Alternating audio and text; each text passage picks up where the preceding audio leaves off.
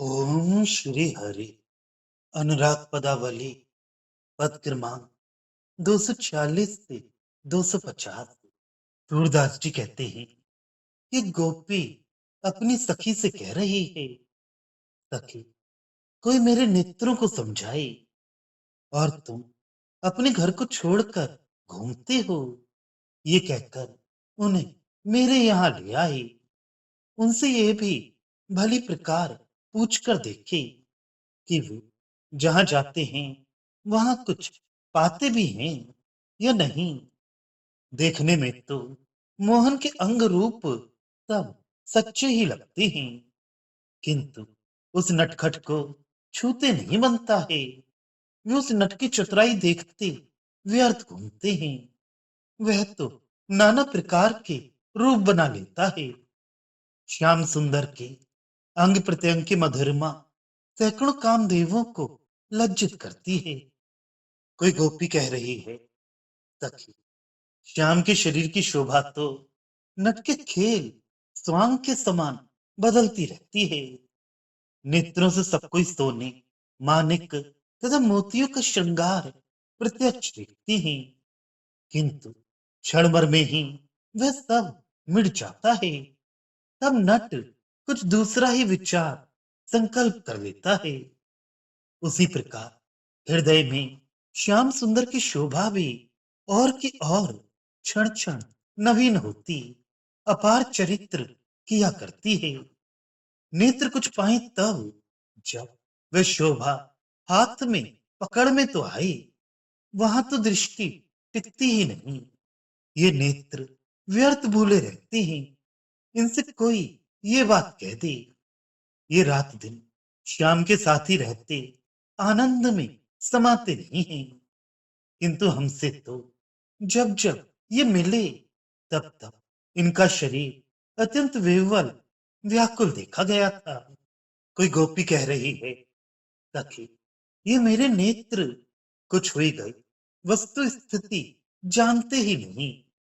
ये बार बार श्याम सुंदर के समीप जाते हैं, पर उनकी शोभा ले नहीं पाते, और इस प्रकार हार जाने पर भी पराजय नहीं मानते। इनसे जाकर पूछो तो कि तुम दिन रात श्याम सुंदर के साथ रहते हो, पर उनके रूप को तनिक भी पहचानते हो। सखी सुनो, इतने पूछने पर ये क्रोध करते हैं और हमारे ऊपर ही भौएं चढ़ाते हैं। लोग झूठी कहते हैं कि श्याम सुंदर का शरीर सुंदर है। वे गड़गड़ कर बातें बनाते हैं। सुनो, उस शोभा की तो अत्यंत अगम्य गति है, वहां तक किसी की पहुंच नहीं। वेद भी उसे नेत नेत अंत नहीं, अंत नहीं कहकर उसका गान वर्णन करते हैं। कोई गोपी कह रही है, सखी मेरे नेत्र तो श्याम सुंदर की शोभा में भटक गए हैं।